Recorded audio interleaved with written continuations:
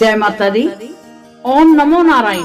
आज हम श्रीमद् भगवत गीता के 18वें अध्याय का श्रवण करने जा रहे हैं। अर्जुन ने पूछा कि हे केशव, मैं संन्यास एवं त्याग का तथा पृथक पृथक जानने की इच्छा करता हूँ। श्री कृष्ण बोले कि हे पार्थ, कामना वाले कर्मों के त्याग को ज्ञानी लोग संन्यास मानते हैं और अज्ञानी पुरुष फल के त्याग को त्याग कहते हैं। कोई पंडित कर्म को दोष युक्त जानकर त्यागना ठीक कहते हैं। कोई यज्ञ, दान, तप आदि कर्मों को छोड़ने योग्य बताते हैं। हे भारत, त्याग के विषय में मेरा ऐसा मत है कि त्याग 3 प्रकार के हैं। यज्ञ, दान, तप आदि कर्मों को नहीं त्यागना चाहिए, क्योंकि ये तीनों ज्ञानियों को भी पवित्र करते हैं। ये सब कर्म आसक्ति और फल को त्याग कर करने चाहिए। मेरा निश्चय मत यही है कि सर्व उत्तम है अपने नियमित कर्मों को त्यागना उचित नहीं है। यदि मोहवश ऐसा किया जाए तो वह तामस त्याग है। कर्म दुख प्रद है, ये विचार कर एवं शरीर के क्लेश के भय से जो त्याग करता है उसे त्याग का फल नहीं मिलता। यह राजस त्याग कहलाता है। हे अर्जुन, अपना नियमित कर्म अवश्य करने योग्य है। फल तथा आसक्ति को त्याग कर जो कर्म किया जाता है वह सात्विक कर्म है। जो दुखदायी कर्म से द्वेष नहीं करता तथा सुखदायी कर्म से प्रीति नहीं करता वह त्यागी, सत्यशील, बुद्धिमान तथा मुक्ति के योग्य है। देहधारी संपूर्ण कर्मों का त्याग नहीं कर सकता। कर्म फल त्याग कर कर्म करने वाला त्यागी है। कर्म फल 3 प्रकार के हैं, अनिष्ट, इष्ट एवं मित्र। जो त्याग नहीं करते उनको ये मरने के बाद मिलते हैं और त्यागियों को नहीं मिलते। हे महाभाव, संपूर्ण कर्मों की सिद्धि के लिए 5 कारण सांख्य शास्त्र में कहे गए हैं, उनको सुनो। कर्ता, साधन, पृथक पृथक चेष्टाएं और देव शरीर, वाणी एवं मन से जो भला बुरा कार्य किया जाता है उसके ये 5 कारण है। ऐसे होने पर भी जो केवल आत्मा को ही कर्ता जानता है वह दुर्मति कुछ भी नहीं जानता। जिसको ये अहंकार नहीं कि मैं करता हूँ और जिसकी बुद्धि कर्मों में लिप्त नहीं है वह मनुष्य प्राणियों को मारकर भी उनको नहीं मारता और उनमें नहीं बनता। ज्ञान, ज्ञेय और ज्ञाता ये तीनों ही कर्मों के प्रेरक हैं। कारण, कर्म और कर्ता ये तीनों कर्म के साधन है। सांख्य शास्त्र में ज्ञान, कर्म और कर्ता ये 7 वादिक गुण के भेद 3 प्रकार के हैं, इनको भी सुनो। जो भिन्न भिन्न प्राणियों में एक अविनाशी अविभक्त सत्ता को देखता है वह ज्ञान सात्विक कहलाता है। जिस ज्ञान से प्राणियों में नाना प्रकार की सत्ताएं दिखाई देती हैं उनको राजस ज्ञान जानो।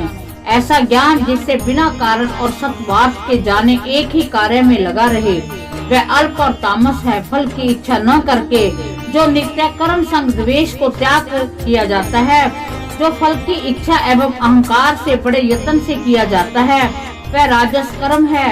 जो कर्म परिणाम, धन का खर्च, दूसरे की पीड़ा और अपना पुरुषार्थ न जानकर मोहवश किया जाता है वह तामस कर्म कहलाता है। संग से रहित, अहंकार, धैर्य, उत्साह युक्त वह असिद्धि में समान रहता है वह सात्विक कर्म कहलाता है। गुण की तरह बुद्धि और धर्म के भी 3 भेद हैं, सुनो। जो बुद्धि प्रवृत्ति, निवृत्ति, कर्तव्य, अकर्तव्य, भय, अभय और बंधन मोक्ष को जानता है वह सात्विकी है। हे पार्थ, जिससे धर्म, अधर्म और कर्तव्य, अकर्तव्य का ठीक निश्चय नहीं होता वह राजसी है। जिस अज्ञान से ढकी बुद्धि करके मनुष्य धर्म को धर्म मानता है वह तामसी है। जो कथा प्रसंग से फल की इच्छा करता है, जो धर्म, अर्थ, काम को धारण करता है वह राजसी वृत्ति है। जो मूर्ख निद्रा, भय, शोक, विषाद एवं मद को नहीं त्यागता वह तामसी वृत्ति है। अब तीनों प्रकार के सुखों को सुनो। जिसका योगाभ्यास में चित्त रहता है दुख का अंत हो जाता है, ऐसा सात्विक है। जो आरंभ में विष के समान और अंत में अमृत के तुल्य होता है। जो सुख आरंभ में अमृत तुल्य, अंत में विष के तुल्य, विषयों और इंद्रियों के संयोग में होता है उसे राजसी कहते हैं। जो सुख आदि, अंत और दोनों में मनुष्य के मोह में फंसता है और जो आलस्य तथा प्रमाद से उत्पन्न होता है वह तामस है। शम, दम, तप, पवित्र, क्षमा, नम्रता, ज्ञान, अनुभव और परलोक में श्रद्धा ये ब्राह्मणों के स्वाभाविक सिद्ध कर्म हैं। बहादुरी, तेजस्विता, धैर्य, चतुराई, युद्ध में स्थिरता, उदारता, प्रभुता ये क्षत्रियों के स्वाभाविक कर्म हैं। खेती, गो रक्षा आदि वैश्यों के स्वाभाविक कर्म हैं। जो लोग अपने अपने गुणों और प्रवृत्तियों के अनुसार कर्म करते हैं उनको सिद्धि प्राप्त होती है। जिसने सब जगत का विस्तार किया है उस ईश्वर को अपने कर्मों के द्वारा आराधना करके मनुष्य सिद्धि को पाता है। दूसरे के उत्तम कर्म से अपना नीच कर्म ही श्रेष्ठ है। स्वाभाविक कर्म करने से पाप नहीं लगता। सव्यर्थ आसक्ति को छोड़ने वाला, आत्मा जीतने वाला, इच्छा रहित मनुष्य संन्यास के द्वारा सब कर्म निवृत्ति रूप परम सिद्धि को पाता है। वह फिर कैसे ब्रह्मा को प्राप्त होता है सो मुझसे सुनो। यही इस ज्ञान की प्रानिष्ठा है। शुद्ध बुद्धि से युक्त होकर धृति द्वारा इस मन को वश में लाकर शब्द आदि विषयों को छोड़कर राग द्वेष से रहित होकर एकांत में रहने वाला मितहारी वाणी और मन को जीतने वाला, नित्य ध्यान युक्त और वैराग्यवान, अहंकार, बल, घमंड, काम, क्रोध तथा परिग्रह छोड़कर ममताहीन और शांत मनुष्य ब्रह्म भाव के योग्य होता है। व्रत को प्राप्त हुआ पुरुष दत्त चित्त होकर शोक व अभिलाषा को नहीं करता और जीव मात्र में समदर्शी होकर मुझ में परम भक्ति पाता है। इस प्रकार ज्ञानी सदैव मुझ में निवास करने वाले सब कामों को भी करता हुआ मेरे अनुग्रह से अविनाशी सनातन मोक्ष पद को प्राप्त होता है। तत्पश्चात तत्व से मुझे जानकर फिर मन मुझ में ही प्रवेश करता है। सावधानी से अपना मन मुझ में स्थिर कर और सब कर्मों को मुझ में अर्पण कर बुद्धि योग के आश्रय से निरंतर अपने चित्त को मुझ में लगाओ। मेरी कृपा से दुर्गम कष्टों से तर जाओगे। यदि अहंकार से मेरी बात सुनोगे तो नष्ट हो जाओगे। यदि अहंकार का आश्रय लेकर युद्ध नहीं करूंगा ऐसा मानते हो तो तुम्हारा निश्चय झूठा है, क्योंकि स्वभाव तुम्हें युद्ध करावेगा। हे कौन्तेय, जिस कर्म को तू अब मोह से करना चाहता है उसे अपने स्वाभाविक कर्म से बंधा हुआ बेबस होकर करेगा। हे अर्जुन, जीवों के हृदय में स्थिर ईश्वर उसके उनको माया में भरमा रहा है, मानो सब यंत्र पर चढ़े हुए हैं। हे भारत, सब भावों में उसकी कृपा से परम शांति एवं मुक्ति को पाओगे। यह गूढ़ ज्ञान मैंने तुमसे कहा है, इसे भली भांति विचार कर जैसा चाहते हो वैसा ही करो। अब सबसे गूढ़ वचन भी सुन, क्योंकि तुम मेरे परम मित्र हो। इससे तेरे हित की कहूँ, मेरे में मन लगाओ, मेरे ही भक्त हो, मेरा यज्ञ करो, मेरा ही नाम जपो, सब धर्मों को छोड़कर मेरी शरण में आ जाओ, मैं तुम्हें सब पापों से छुड़ा दूंगा। ये मेरा रहस्य ऐसे पुरुष से जो तप ना करता हो, मेरा भक्त ना हो, कभी भी ना कहना। जो इस परम गुप्त ज्ञान का मेरे भक्त में प्रकट करेगा वह मेरी परम भक्ति को पाकर अंत में निश्चय ही मुझ में लीन हो जाएगा। इस संवाद को जो कोई पढ़ेगा उसे मैं समझूंगा कि उसने ज्ञान यज्ञ से मेरी पूजा की है। जो श्रद्धावान पुरुष दोष ढूंढे बिना इसको सुनेगा वह मुक्त होकर पुण्य आत्माओं को मिलने वाले शुभ लोगों को प्राप्त होगा। हे बात, तुमने एकाग्र चित्त से मेरे कहे हुए उपदेश को सुना या नहीं? हे धनंजय, तुम्हारा अज्ञान से उत्पन्न हुआ मोह नष्ट हुआ या नहीं?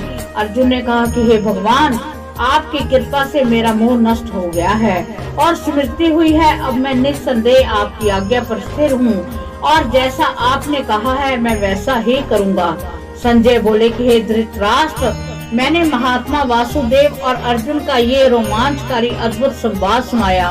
व्यास जी की कृपा से साक्षात योगेश्वर श्री कृष्ण जी के मुख से इस परम ग्रह संवाद को मैंने सुना है। हे राजन, श्री कृष्ण जी और अर्जुन के इस अद्भुत पुण्य कारक संवाद को स्मरण करके मन बार बार प्रसन्न होता है। श्री कृष्ण भगवान के उस अद्भुत रूप को स्मरण करके मुझे बड़ा ही विस्मय होता है। हे राजन, मैं बारंबार प्रसन्न होता हूँ। मेरी ऐसी धारणा है कि जहाँ योगेश्वर भगवान श्री कृष्ण है और तहाँ पार्थ जैसा धनुर्धर है, वहीं राज लक्ष्मी, विजय, ऐश्वर्य और अटल मिलती है। इस प्रकार श्रीमद् भगवद गीता के 18वें अध्याय का समापन होता है। अब हम श्रवण करेंगे 18वें अध्याय का महात्म्य। श्री भगवान बोले कि हे लक्ष्मी, जैसे सब नदियों में गंगा जी, गौओं में कपिला, ऋषियों में नारद श्रेष्ठ है, उसी तरह गीता जी के सब अध्यायों में 18वां अध्याय श्रेष्ठ है। एक समय सुमेरु पर्वत पर देवलोक में इंद्र अपनी सभा लगाए बड़ी प्रसन्नता से बैठे थे। उर्वशी नृत्य कर रही थी। इतने में एक चतुर्भुज रूप जीव को पार्षद ले आए और इंद्र को बहुत अखरे। उस तेजस्वी को बैठा तो दिया, किंतु इंद्र ने अपने गुरु बृहस्पति जी से कहा कि हे गुरुदेव, आप त्रिकालदर्शी हो, देखो इसने ऐसा कौन सा पुण्य किया है जिससे ये इंद्रासन का अधिकारी हुआ है। मेरे जाने तो इसने कोई तीर्थ व्रत दान कोई नहीं किया, शिवालय व ठाकुर मंदिर भी नहीं बनवाया, तालाब भी नहीं खुदवाया। यही सब बात बृहस्पति जी ने भगवान से कही। तब भगवान ने बृहस्पति से कहा कि इसके मन में भोगों की वासना थी, परंतु ये गीता के 18वें अध्याय का नित्य पाठ करता था। इससे जब इसने देह त्यागा तब मैंने आज्ञा करी, हे पार्षदों, तुम इसको पहले ले जाकर इंद्र लोक के सुख भोगो आओ। जब इसका मनोरथ पूर्ण हो जाए तब सायुज्य मुक्ति को पहुंचा देना। देवताओं ने आकर भोगों की सब वस्तु एकत्र कर दी और कल कहा, पहले तुम इंद्र लोक के सुख को भोगो। बहुत काल तक इंद्रपुरी के सुख भोग कर फिर भगवान की कृपा से सायुज्य मुक्ति वैकुंठ का अधिकारी हुआ।